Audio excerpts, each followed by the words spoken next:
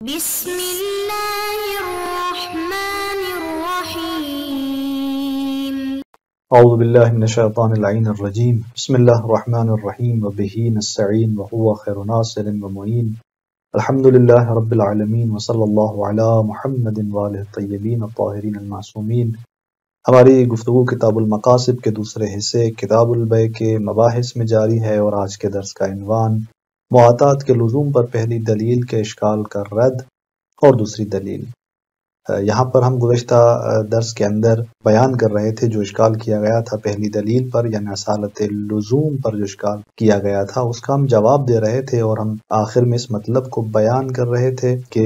جو اشکال پیش کیا گیا تھا کہ یہ استصحاب جو ہے وہ استصحاب کلی قسم ثانی کے باب سے ہے اور یہ جاری نہیں ہو پائے گا، تو وہاں پر ہم اس مطلب کو ثابت کر رہے تھے دوسرے جواب میں اس اشکال کے کہ یہ جو یہاں پر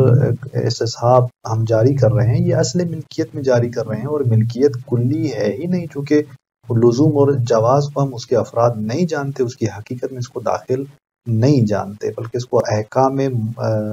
سبب میں سے جانتے ہیں نہ مسبب۔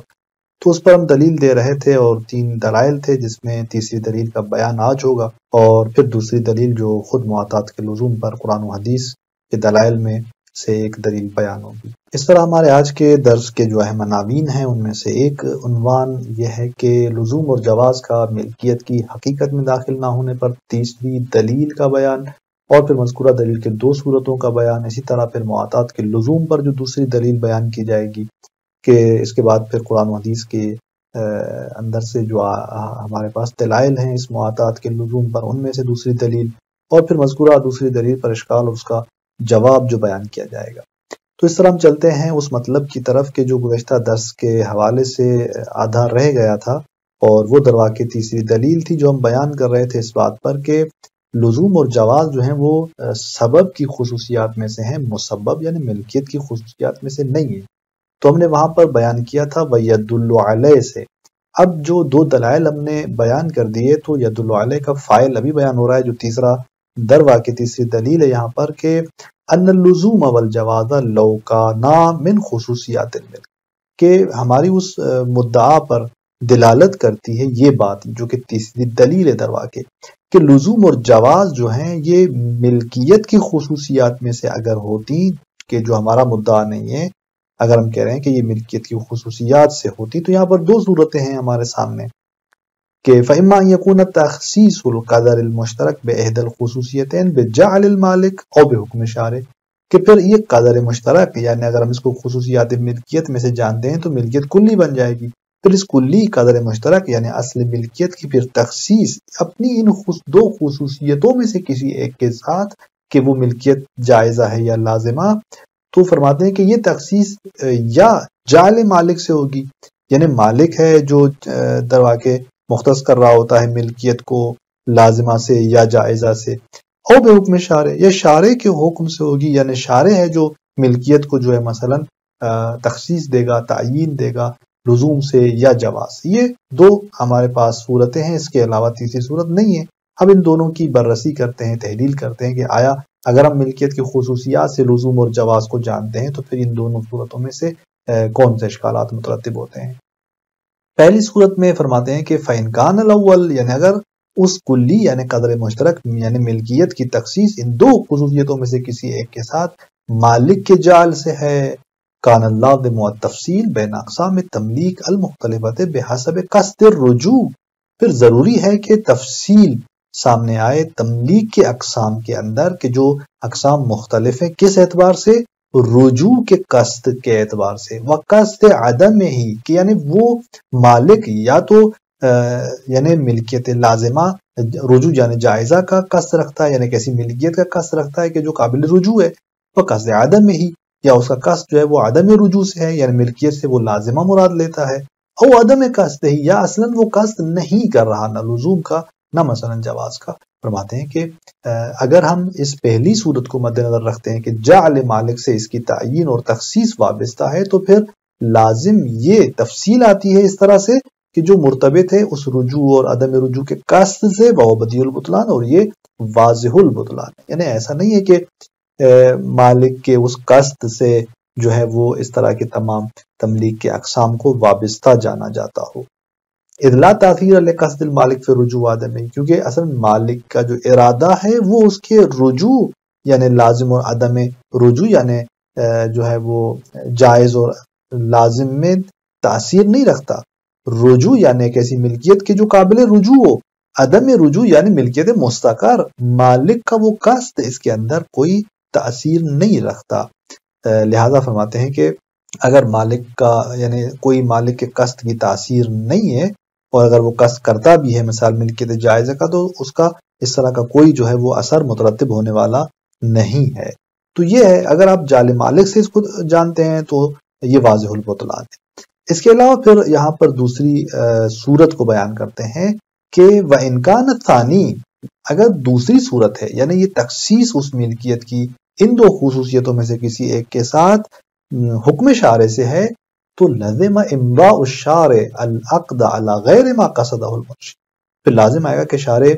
صحیح جانے عقد کو، جاری کریں عقد کو اس چیز کے غیر پر جس کا منشی نے قصد کیا ہے، یعنی مالک نے جو انشاء کیا اس عقد کو اور جو اس نے قصد کیا اس انشاء میں، پھر شارع دروا کے جاری کر دے صحیح جانے اس چیز کو جو اس کے قصد کے برخلاف ہو، وہ باطل فی العقود، اور یہ عقول کے اندر باطل ہے۔ ہم پیچھے پڑھ چکے ہیں بارہا کہ عقود جو ہیں وہ تابع قصود ہیں، لہٰذا شیخ اسی مطلب کی طرف اشارہ کرتے ہیں کہ لما تقدمہ، جو پیچھے بیان ہوا کہ ان العقود المصححہ، عقود جن کو صحیح جانا گیا ہے، عند شارع، شارع کی نظر میں، تتبع القصود، یہ تابع ہوتے ہیں قصود کے۔ بس کیسا ہو سکتا ہے کہ مالک نے قصد جو کیا ہے انشاء کے اندر، وہ شارع آ کر اس کے قصد کے علاوہ کسی اور چیز کو وہاں پر جو ہے وہ مستقر جانے۔ اب یہاں پر ہم دیکھتے ہیں کہ ممکن ہے کہ کوئی اشکال آ کر کرے، یہاں اس اشکال کا جواب دینا چاہتے ہیں شیخ انصاری کہ معاطات کے اندر تو آپ دیکھتے ہیں کہ ہم نے پیچھے ہی بیان کیا تھا کہ معاطات اس قاعد طبعیت کے موارد نقض میں سے ایک ہے، تو یہاں پر کس طرح پھر جو ہے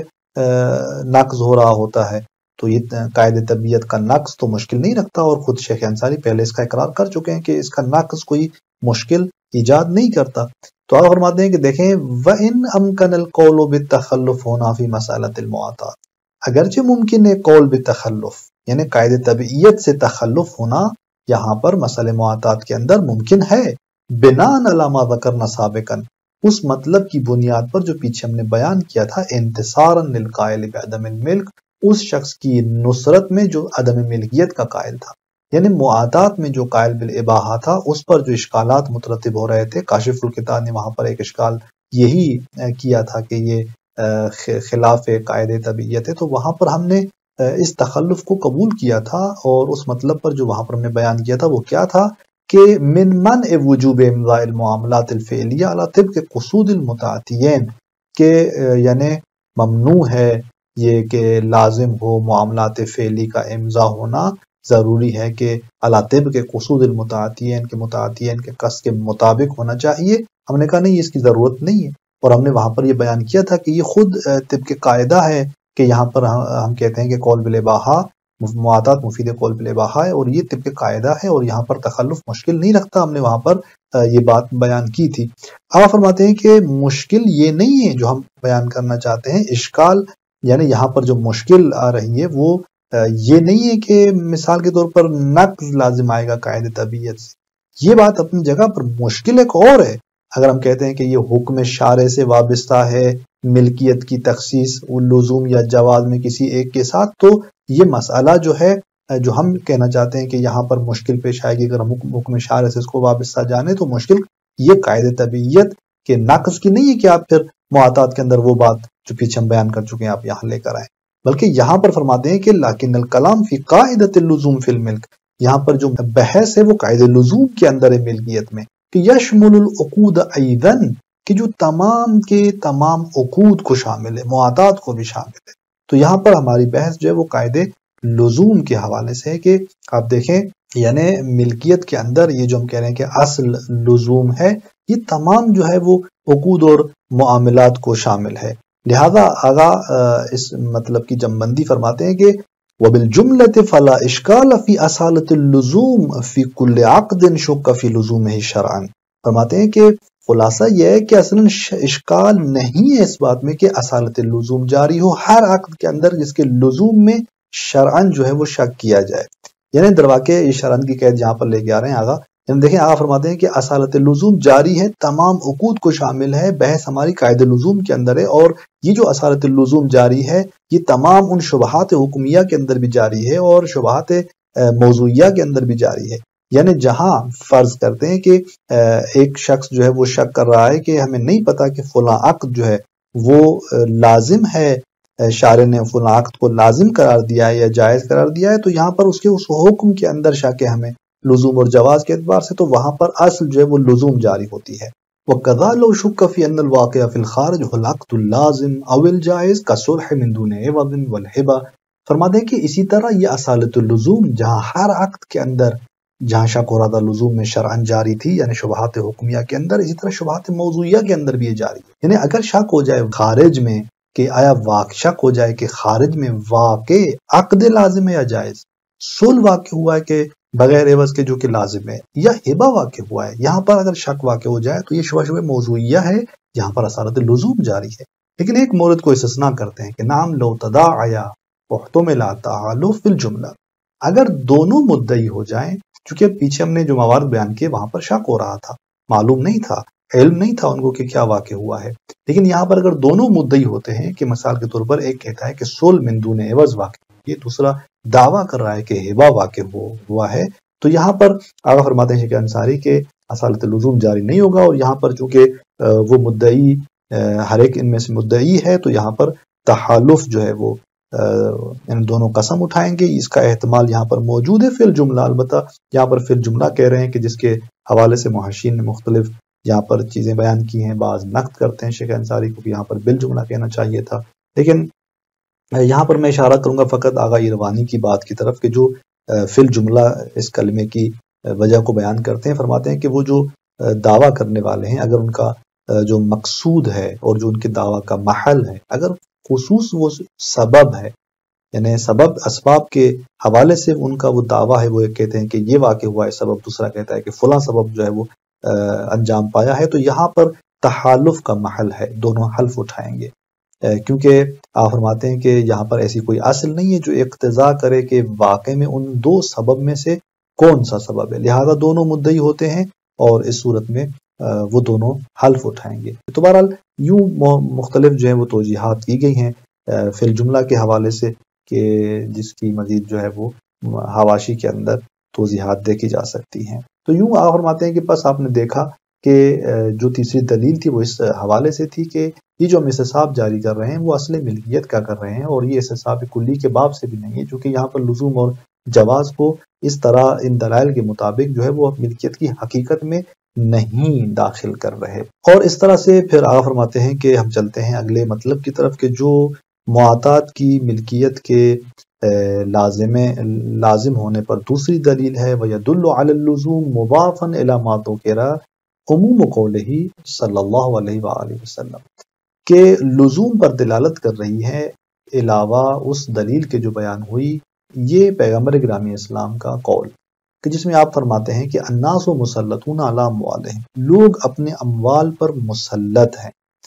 اور کس طرح سے یہ دلیل جو ہے وہ دلالت کرتی ہے، اس کا ایک بیان خود شیخ انصاری رکھتے ہیں، اور ایک بیان جو آگے اشکال اس پر مترتب ہو رہا ہے، ایک اور طریقے سے اس دلیل سے بھی اشکال استدلال کیا گیا ہے، لیکن اس کو شیخ انصاری جواب دیتے ہیں، کہتے ہیں کہ ہم اس طریقے سے استدلال نہیں کریں گے کیونکہ وہ مشکل رکھتا ہے، لہذا جس طریقے سے شیخ انصاری اس سے استدلال کر رہے ہیں وہ اس طرح سے فرماتے ہیں کہ فَإِنَّ مُقْتَضَىٰ السَّلْطَنَةِ أَن لَا يَخْرُجَ عَن مِلْكِيَتِهِ بِغَيْرِ اخْتِيَارِهِ، سلطنت کی تقاضا یہ ہے کہ وہ چیز اس شخص کی ملکیت سے خارج نہ ہو اس کے اختیار کے بغیر. ہر شخص اپنے مال پر مسلط ہے، ایک سلطنت مطلقہ حاصل ہے اس مالک کو اپنی ملکیت پر، اس کے اختیار کے بغیر وہ چیز منتقل نہیں ہو سکتی. اب ہم کہاں پر کھڑے ہیں؟ جہاں معاطات انجام پایا ہے اور وہ شخص رجوع کرنا چاہتا ہے، تو یہاں پر آقا فرماتے ہیں کہ فَجَوَازُ تَمَلُّكِهِ عَنْهُ بِالرُّجُوعِ فِيهِ مِن دُونِ رِضَاهُ، یہاں پر یہ جائز ہونا اس شخص کا تملک، مالک بننا اس چیز کے سلسلے میں، کیسے؟ بالرجوع فیہ، اس میں رجوع کرنے سے، من دون رضا ہو، جہاں اس قابض کی رضایت حاصل نہیں ہے وہاں پر. تو فرماتے ہیں کہ منافن للسلطنت المطلقہ، یہ جو چیزیں یہ سلطنت مطلقہ کے منافی ہے، یعنی یہ حدیث الناس مسلطون علی اموالہم یہ ایک سلطنت عطا کر دی ہے مطلقہ، اور یہ سلطنت مطلقہ جو ہے جب وہ شخص رجوع کرتا ہے اس رجوع سے پہلے اس قابض کو اپنے مال پر ایک سلطنت جو ہے وہ مطلقہ حاصل ہے، جو اس حدیث سے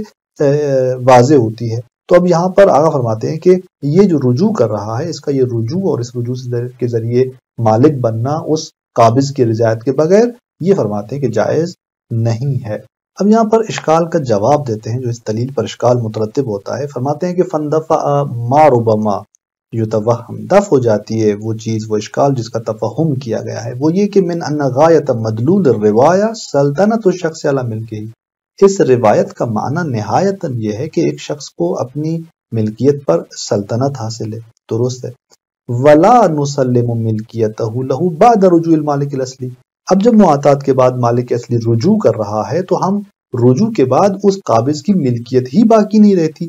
ہم اس کی ملکیت کو تسلیم ہی نہیں کرتے کہ یہاں پر کہا جائے کہ وہ اپنے اس مال پر سلطنت رکھتا ہے، جیسے اس نے رجوع کیا تو وہ چیز اس کی ملکیت سے خارج ہو جاتی ہے، لذا یہاں پر سلطنت نہیں رہتی۔ تو آپ فرماتے ہیں کہ نہیں، یہ جو ان کا توہم ہے یہ ہمارے اس بیان سے دفع ہو جاتا ہے۔ عبارت کو آپ دیکھیں کہ ولا نسلم ملکیتہ لہو، کہ یعنی ہم اس قابض جس کے ہاتھ میں مال پہنچا ہے اس کی ملکیت کو نہیں قبول کرتے اس چیز کی نسبت، کب؟ جب مالک اصلی رجوع کرتا ہے۔ تو آپ فرماتے ہیں کہ یہ لوگ آ کر یوں اشکال کرتے ہیں کہ دیکھیں اس کی ملکیت ہی نہیں رہتی کہ اب آپ کہیں کہ اس کو اپنی ملکیت پہ سلطہ حاصل ہے۔ آپ فرماتے ہیں کہ نہیں، یہاں پر وہ جو حدیث ہم نے بیان کی کہ یہ حدیث کہہ رہی ہے کہ ایک سلطنت مطلقہ ہر شخص کو اپنی ملکیت پر حاصل ہے، تو جیسے معاملہ ہوا اور وہ شخص جب مالک بنا تو اسے ایک سلطنت مطلقہ حاصل ہو جاتی ہے۔ اب وہ سلطنت مطلقہ کا اقتضا یہ ہے کہ اس کی رضایت کے بغیر طرف جو ہے کوئی تصرف اس کے اندر نہیں کر سکتا، اور یہ تملک مالک بننا رجوع کے ذریعے یہ خود ایک نوعیت کا تصرف ہے۔ فرماتے ہیں کہ یہ